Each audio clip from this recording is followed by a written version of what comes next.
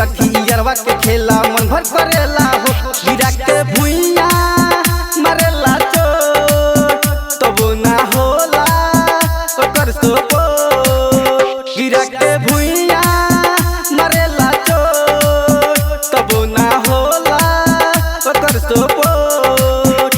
गिरा के भुइया मरेला चोट तब ना होला ओकर सपोर्ट।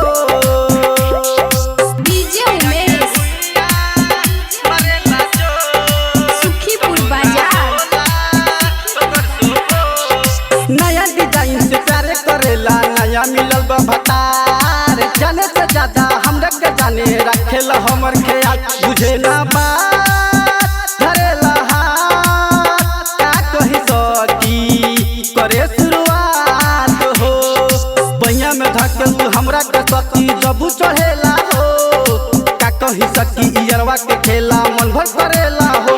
गिरा के भुइया मरेला चोट तब ना होला ओकर सपोर्ट।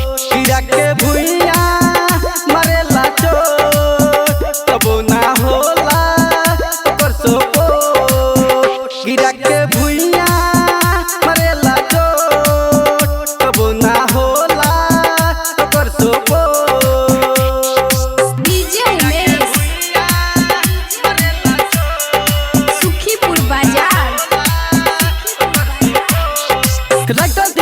हरम लल के सखी कितना करी हम बड़ाई। रतिया में हमरा के तंगे करेला खाके आई बदवाई।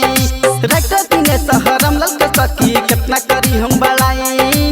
रतिया में हमरा के तंगे करेला खाके आई बदवाई। की पीसा बुझे ना हाथ पीराला नाही छोड़ेला। चढ़ल जवानी से लड़ेला सखी हारे न माने हो। कही सखी यरवा के खेला मन भर करेला हो।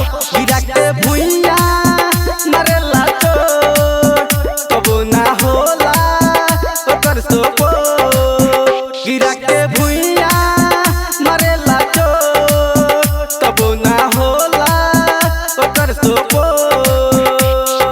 जगदम्बा रिकॉर्डिंग स्टूडियो टोकैला चौक।